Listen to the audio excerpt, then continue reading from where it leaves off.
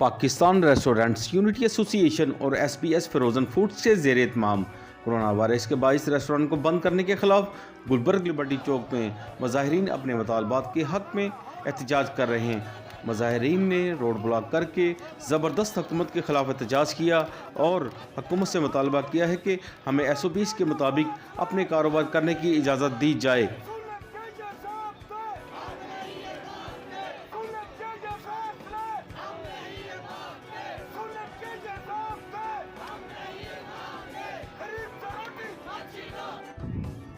Gulberg liberty चौक में एहतजाज करने वाले मुजाहिरीन ने मीडिया से गुफ्तगू करते हुए बताया कि काम नहीं है कि ना सैलरी है, ना कुछ है, ना जॉब है हमारी। जाहिर बात है हमारे घरों के चूल्हे ठंडे पड़े हैं, जिसकी वजह से हम लेडीज़ को भी इधर आना पड़ रहा है। आज 8वां दिन है लेकिन कोई मुतालबा हमारा सुना नहीं जा रहा। और आप ये खुद ही बताएं कि हम अपने बच्चों को कहाँ से पालेंगे, कहाँ से ला के उनको रिस्क। मजबूर है तो इसलिए सड़कों पर आके बैठी हैं हम सब, लेकिन आप भी कुछ ख्याल कीजिए। तो पिछले एक साल से लेकर रहेंगे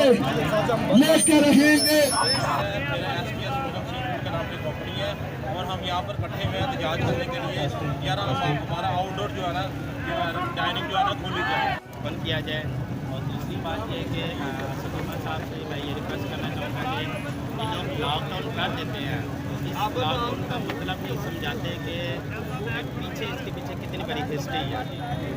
काफ़ी थिएटर्स वगैरह हैं, हमारे पास डिस्पैचिंग है, बहुत से ऐसे वर्कर्स हैं जो जिनके पास जरिया मार्च नहीं है, जो कि अपने घर कुछ भिजवा नहीं रहे। तो उनसे रिक्वेस्ट है कि अगर लॉकडाउन किया है तो हमें उसका कुछ मुआवजा दें।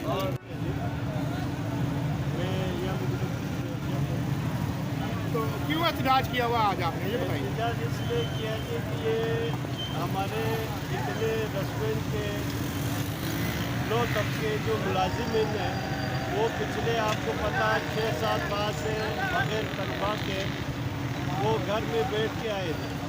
तो अभी आगे 2 महीना नहीं हुआ तो दोबारा फिर लॉकडाउन लग गया।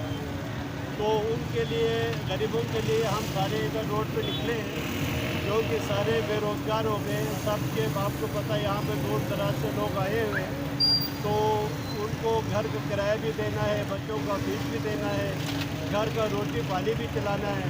तो वो बेचारे जो 15 से 20 हज़ार तनख्वाह लेते हैं तो वो बेचारे बहुत ही मजबूर हैं।